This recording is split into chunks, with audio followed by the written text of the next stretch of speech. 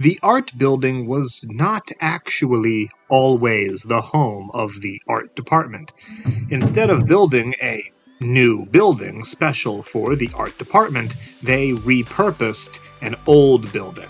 Now, said building was known beforehand as the Hut. It served as a student rec center throughout the 50s and 60s, a place where students could go to eat food, play at a pool table, etc. They even held dances there. Let's just say the things were pretty different back then. And Hun Stevenson ran the place, and she called everyone Hun. I thought that was cool. And when the president, Robert Scriven Carter, walked in one day, and I'm working for Hun Stevenson, flipping hamburgers, she said, "Bobby, come here, I want you to meet someone."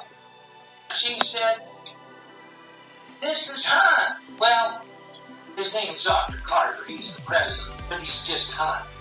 I think it's appropriate that the Hut, which was a place for students to relax, would eventually house the art department, because that would be exactly the kind of environment that would allow different ideas to flourish.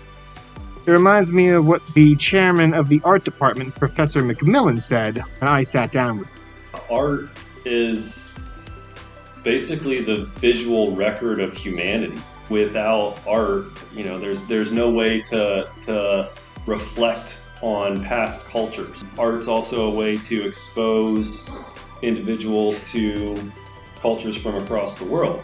Now, for anyone not sure whether to join, the arts do have a bit of a reputation for being a waste of time. So I went to the chairman of the art department, Professor McMillan, to help clear things up.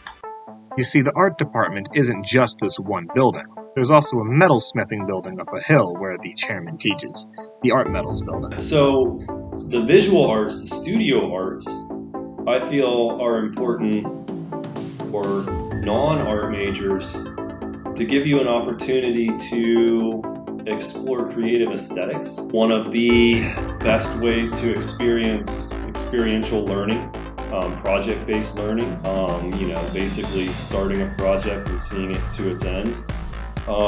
One of the most important aspects, I think, is to learn the process of critique, to be able to learn to give and receive constructive criticism about something that you've invested yourself into. I think there's a lot of people that could really use a lot of training on how to receive constructive criticism. Of course, that brings us into the modern day context of the art building. But, as Bob Watson said, in order to understand the current state, you first have to understand the context of the larger history. So I talked to art history professor Kurt Bitluga to get a better understanding of that history. This building was freshly renovated when I got my job here in 1996. The art department was just moving in to this building. Caruth Rizzo Hall was one of the buildings used for art. My office used to be in Strain Behavioral Science building, and I got moved into here because this building was just built. This used to be the former student union.